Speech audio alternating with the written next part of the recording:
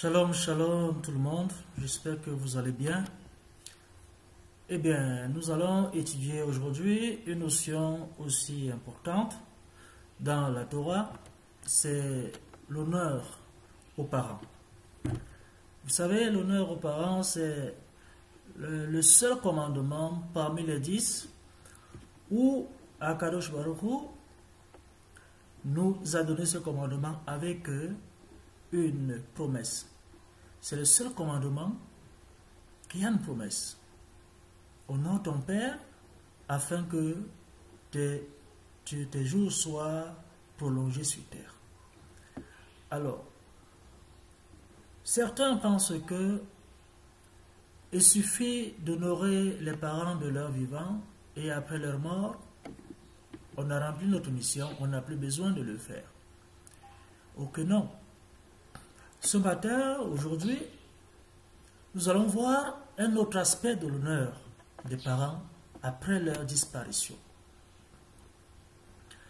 Ça veut dire que, en dehors du fait de les honorer pendant leur vivant, il est aussi impératif. Il n'est pas dit qu'il faut les honorer uniquement pendant leur vie.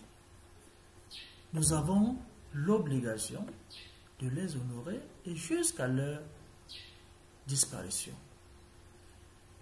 Donc, comme je le disais, il y a bien un devoir. Il y a un devoir d'honorer ses parents même après leur disparition. Et cet honneur après leur disparition s'exprime par des devoirs différents de ceux auxquels on est soumis durant leur vivant.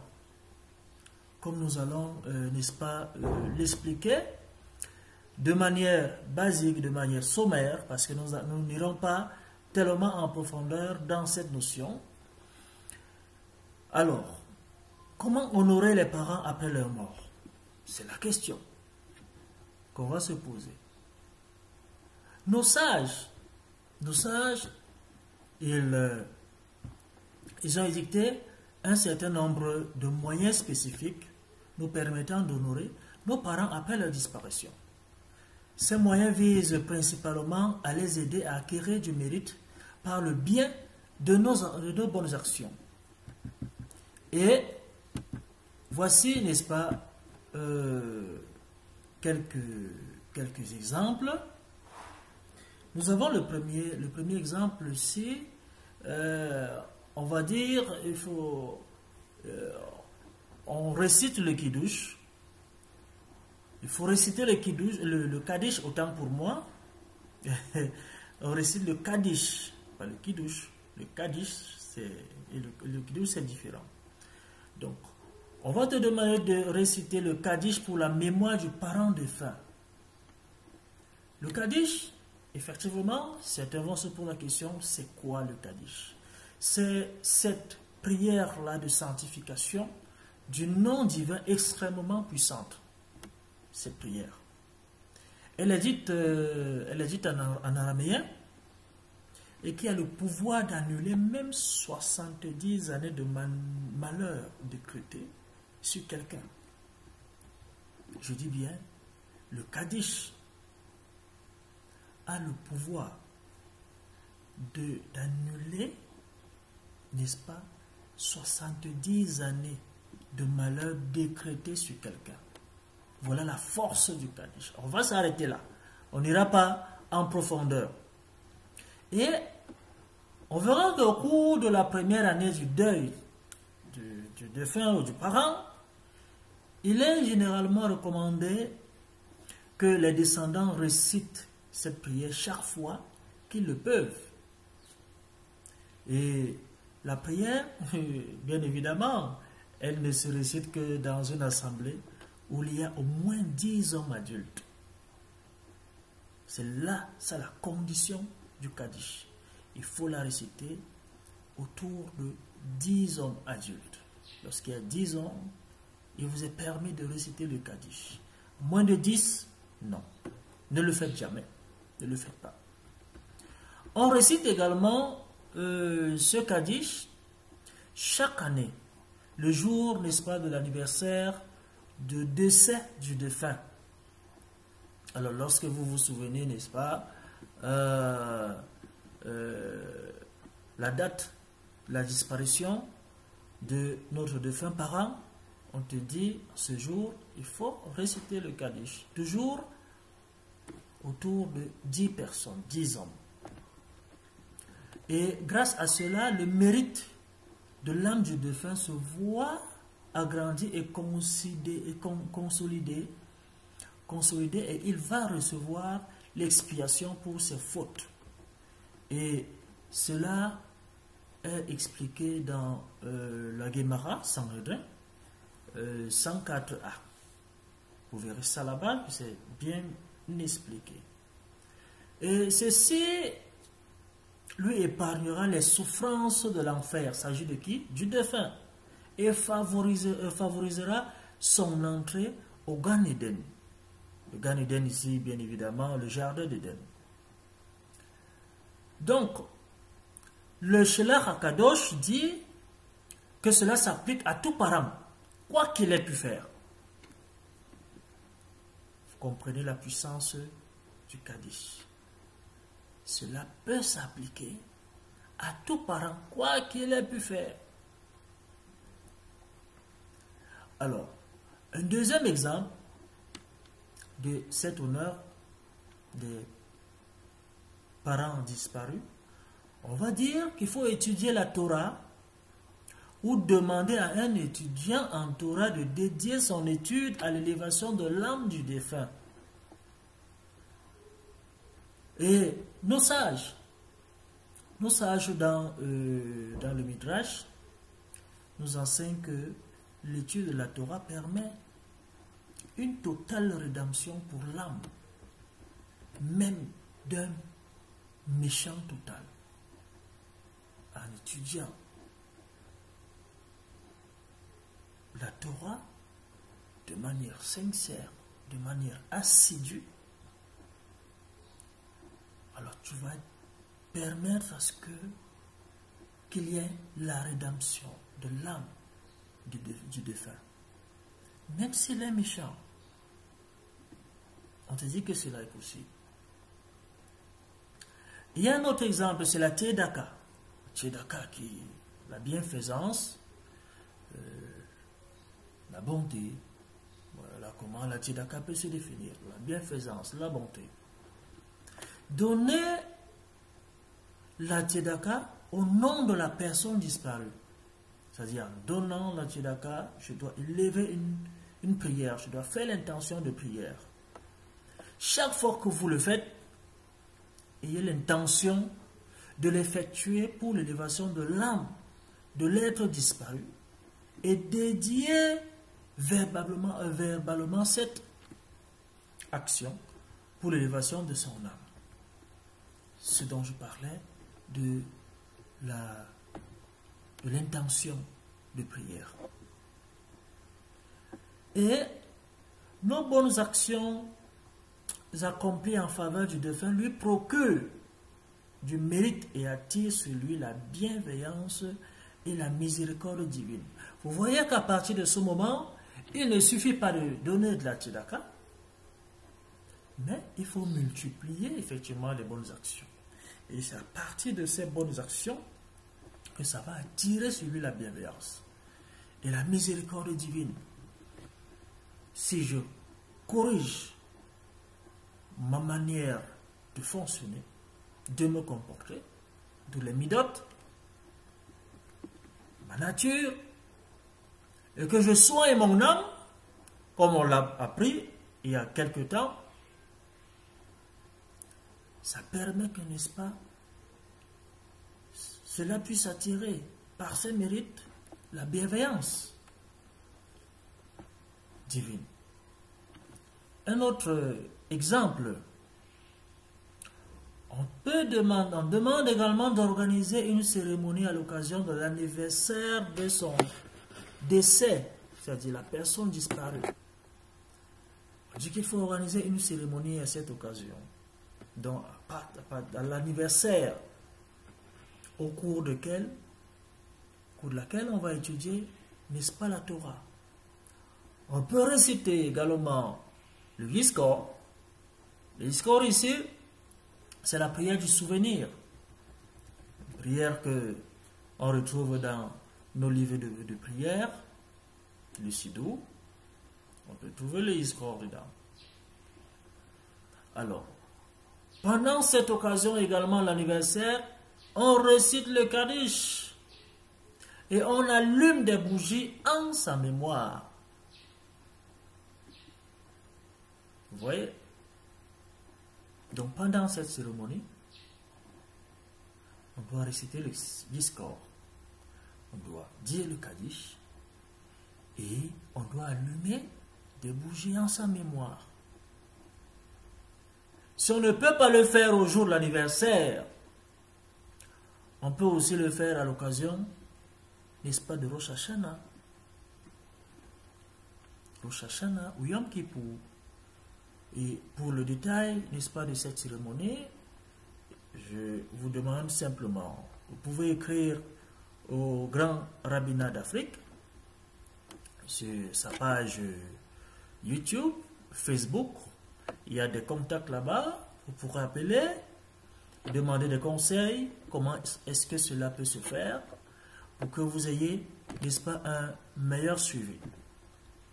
Voilà autant de moyens d'attirer la bienveillance divine sur l'âme de nos défunts. Il y en a tellement. Voilà ça, quelques-uns qu'on a cités. Maintenant, par-dessus tout cela, il faut s'efforcer d'étudier la Torah et d'améliorer sa conduite. C'est ce qu'on disait plus haut. Ça, il ne suffit pas de réciter le Kaddish. Il ne suffit pas d'allumer la bougie. Il ne suffit pas de réciter le Yiskor. Il ne suffit pas de faire la Tzedaka. Il faut s'efforcer en même temps d'étudier la Torah et améliorer, n'est-ce pas, sa conduite. Car en tout temps, le plus grand honneur aux parents consiste à servir Hachem, Dieu, avec dévotion et sincérité. C'est ça le plus grand bonheur d'un parent.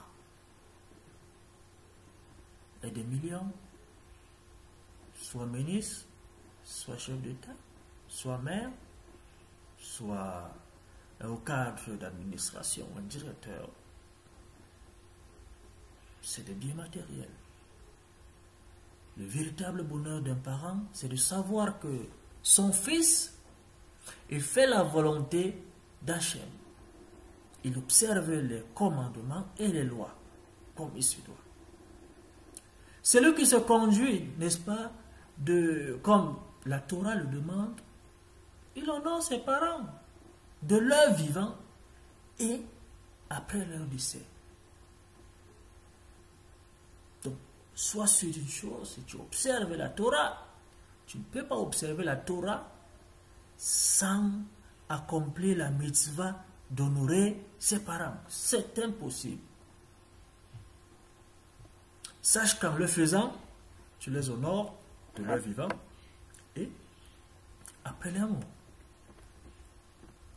Et, n'est-ce pas, nos sages nous enseignent que lorsque les enfants étudient la Torah,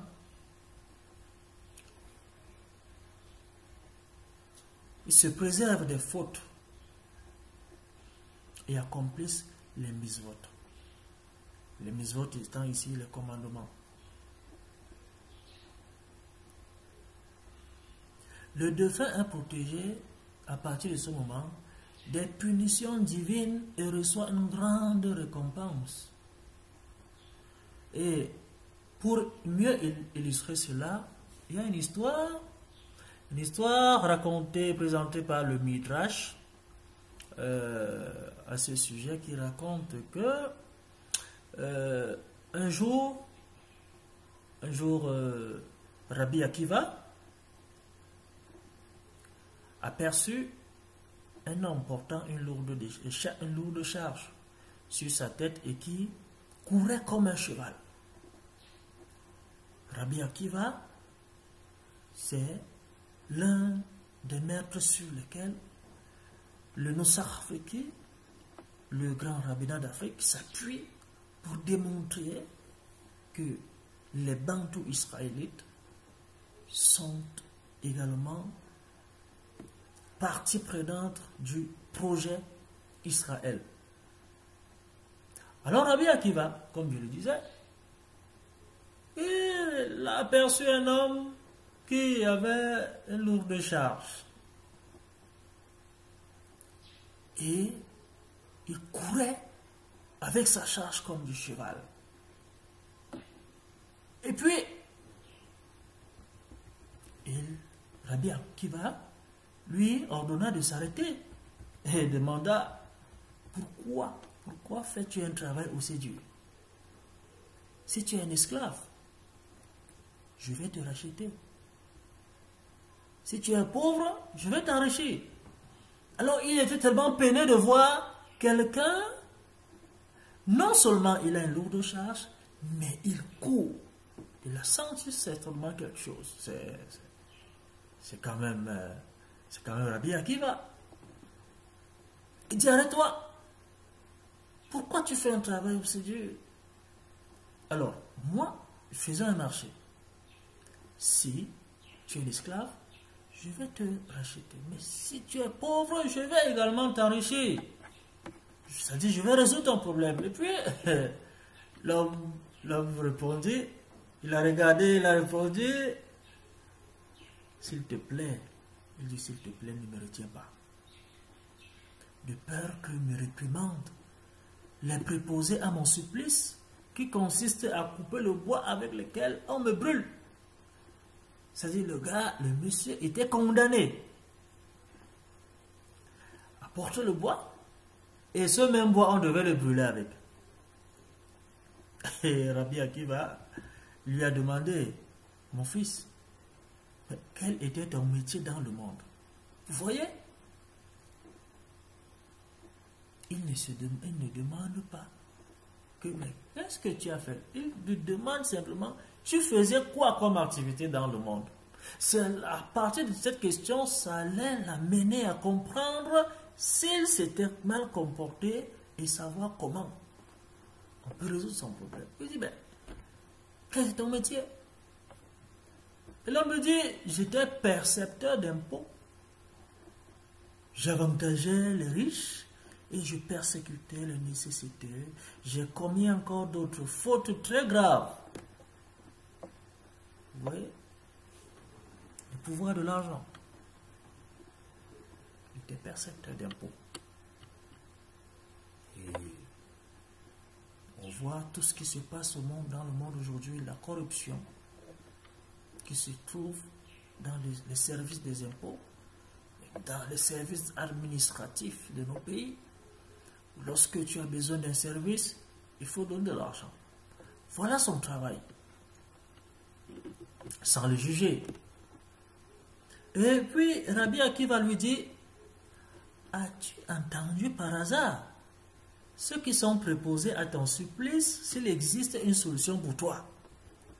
Donc, il cherchait toujours s'il y a possibilité de l'aider. Parce qu'il était tellement peiné de voir quelqu'un souffrir autant. Et puis l'homme lui dit, j'ai entendu une solution impossible. Écoutez sa réponse. J'ai entendu une solution impossible. Ils ont dit que si ce misérable, il s'agit de qui? Du bonhomme. Si ce misérable avait un fils qui se tiendrait au sein de l'assemblée et dirait le Kaddish, on la quitterait immédiatement de son châtiment. Voilà sa réponse. Et pour lui, il savait que ça en est terminé pour lui. Mais cet homme n'a pas laissé de fils derrière lui. Il a abandonné. Pourquoi il a abandonné sa femme lorsqu'elle était enceinte, sans savoir si elle avait accouché d'un garçon ou d'une fille? Voilà son histoire. À ce moment-là, Rabbi Akiva eut beaucoup de peine pour lui et décida d'aller se renseigner dans la ville où avait vécu cet homme pour savoir s'il avait eu un fils afin de lui enseigner la Torah et de le placer au sein de l'assemblée. Dès que Rabbi Akiva mentionnait son nom, les gens le maudissaient. Vous imaginez? Il en faisait de même lorsqu'il demandait des renseignements sur sa femme. Rabbi Akiva demanda s'il avait un garçon. Et on lui répondit que l'enfant, oui, l'enfant existe et finalement la femme avait fait un enfant, un garçon, mais c'était un incirconcis. En plus, jusque-là, Rabbi Akiva a toujours le souci de résoudre ce problème. Et qu'est-ce qu'il fait?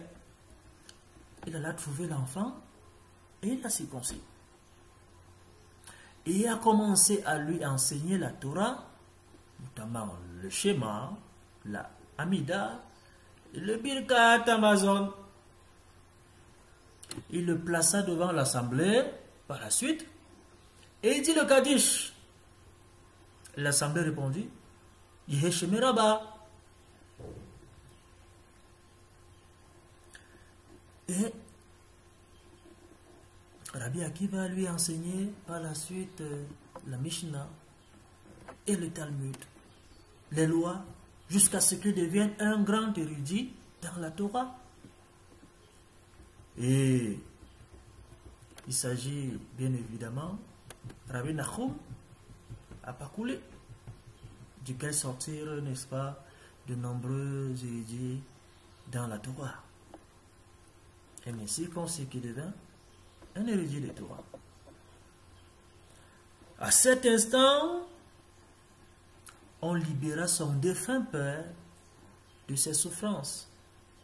Il vint immédiatement en rêve chez Rabbi Akiva et lui dit qu'il en soit la volonté d'Hachem,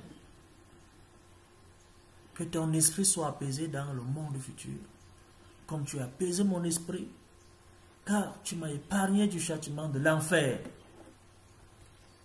Comprends quelque chose là? Lorsque mon fils est rentré dans la synagogue et qu'il a dit le Kaddish, on a déchiré ma terrible sentence. Vous comprenez la force du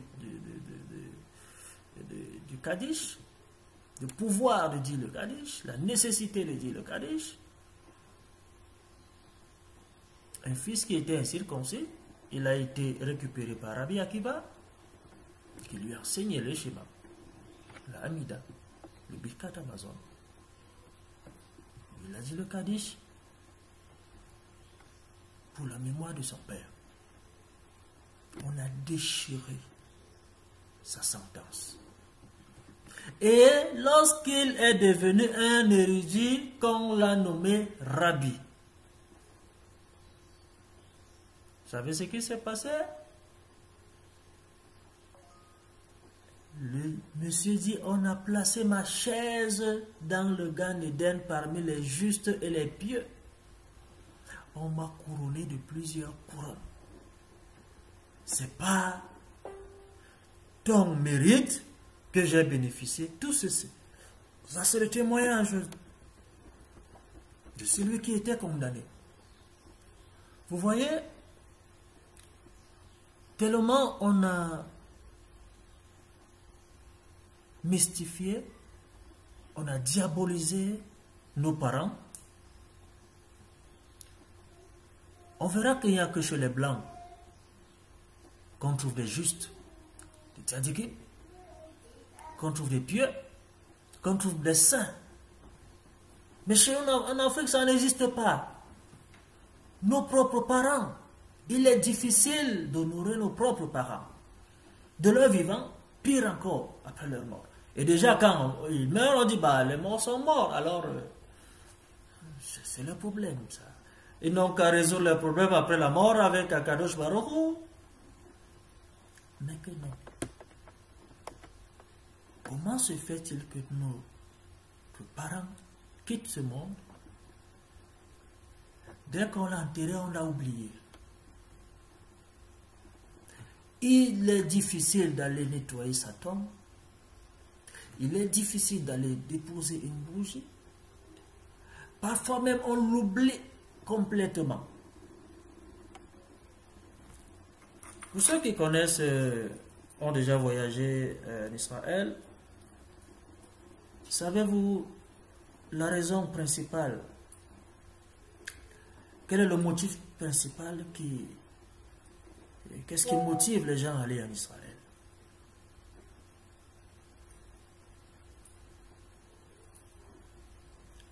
Les gens vont en Israël généralement pour visiter les tombes de Tzadikim. Oh, je vais voir la tombe d'Abraham. Je vais aller prier sur sa tombe.